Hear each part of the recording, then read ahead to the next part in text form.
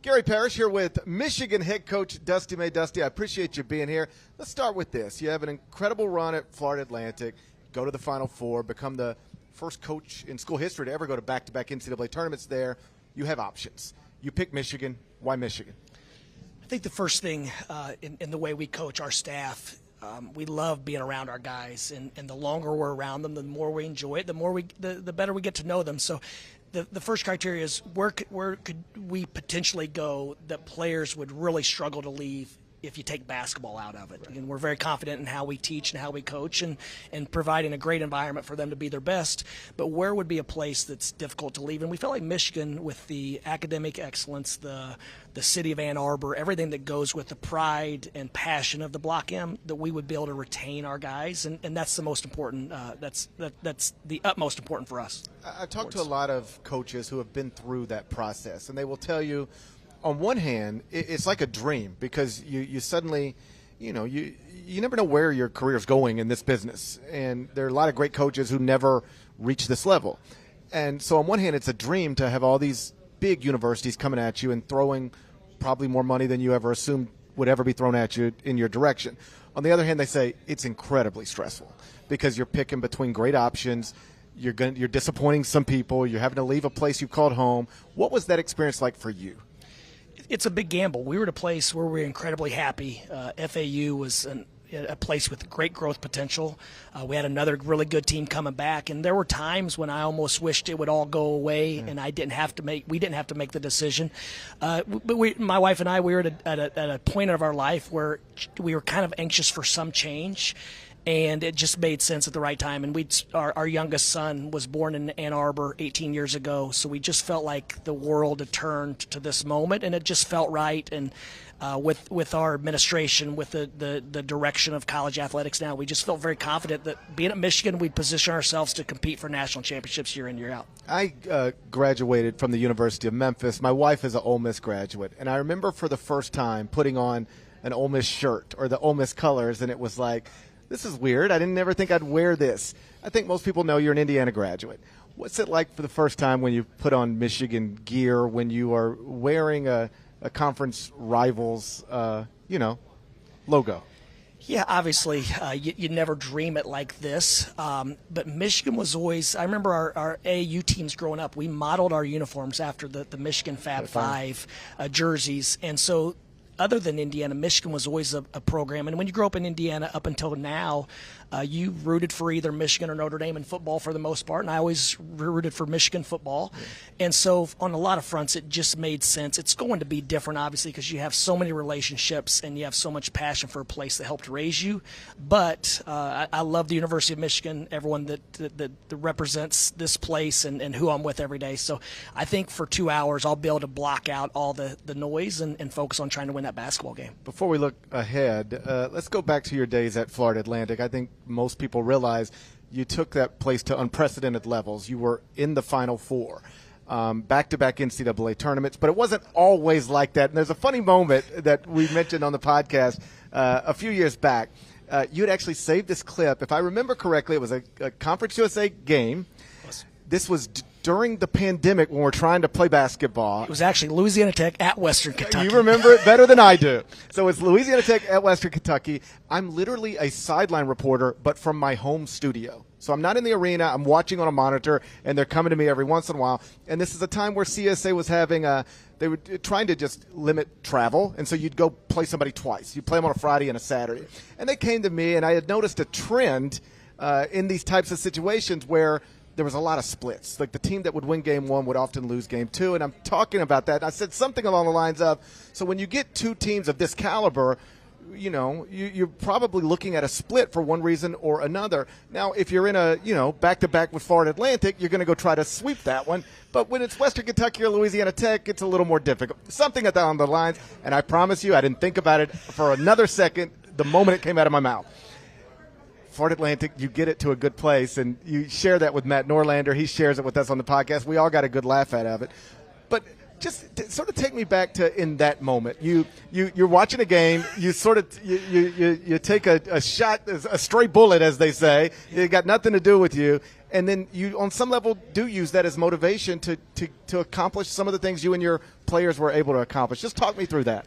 Well, GP, your spin is a lot different than my memory, and obviously our now brains you sound are very like my complex. Wife. Okay. But we'll go with your variation. My wife says I don't remember things the right way all the times either, so you might be onto something. Because of time constraints, we'll just go with your version. Okay. But when we went to FAU, we felt like in year one we needed to establish some respect. Sure. And so we went out at that time, got a few graduate transfers, a couple junior college players, and we felt like we can't be bad again if we want to build. Right.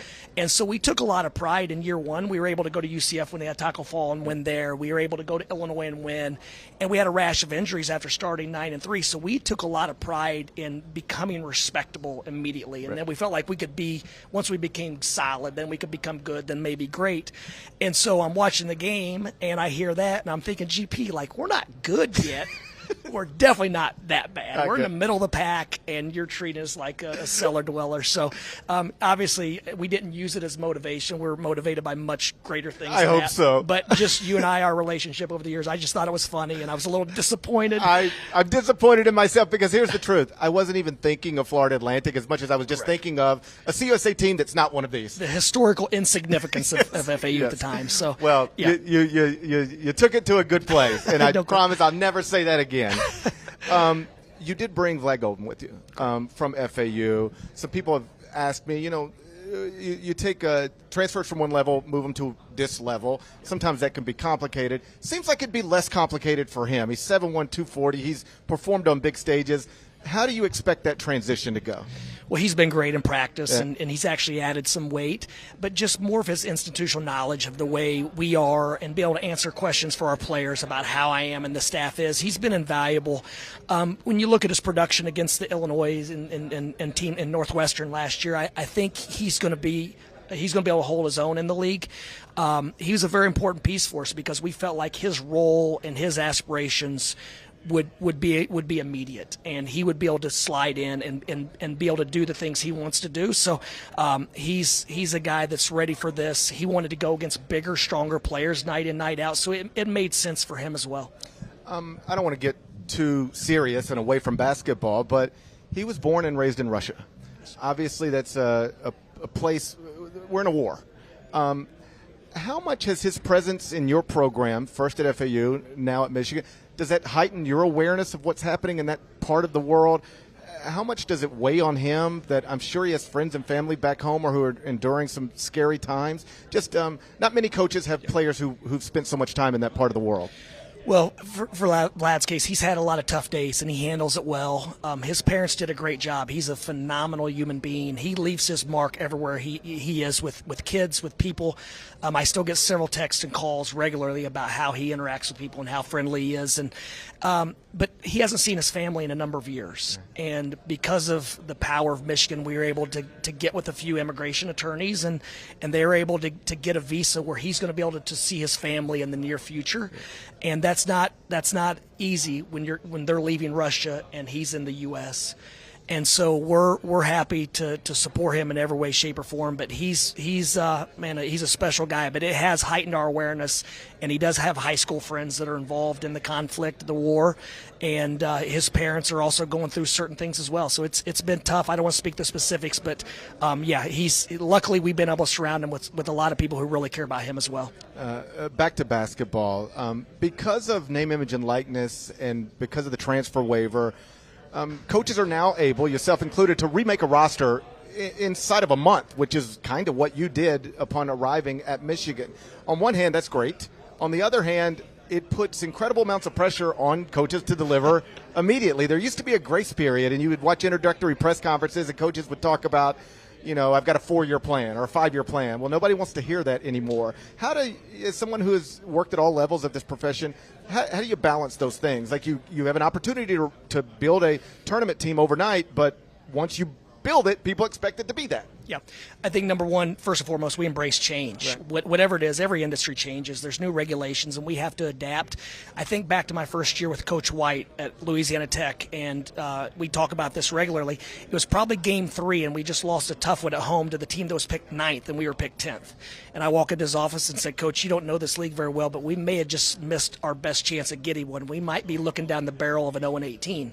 He said, we've got 5 years, we've got young players, let's just come tomorrow and develop these guys and work with them. Where now, I think if you started out, it's say, hey, let's start really evaluating who's going to be in the portal next year and how do we get this thing fixed immediately. So that's not a bad thing to be able to fix your flaws at the drop of a hat. And luckily, all of us in the Big Ten Conference, we're at a place that's very, very attractive to recruits. So, like I said, I embrace the positives and refuse to complain about the negatives. Last thing before I get you out of here, like I said, you remade the roster, brought in transfers. You have what appears to be on paper an NCAA tournament team. What does success look like in your eyes in year one?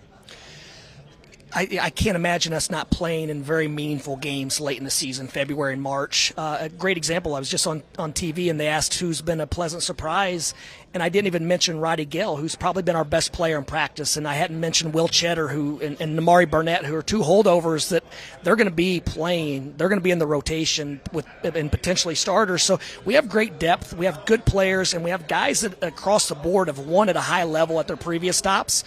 And they're great dudes and great teammates, so it's on us to figure out the details. But I like our group. Hey, Dusty, I appreciate your time. Thank you, GP.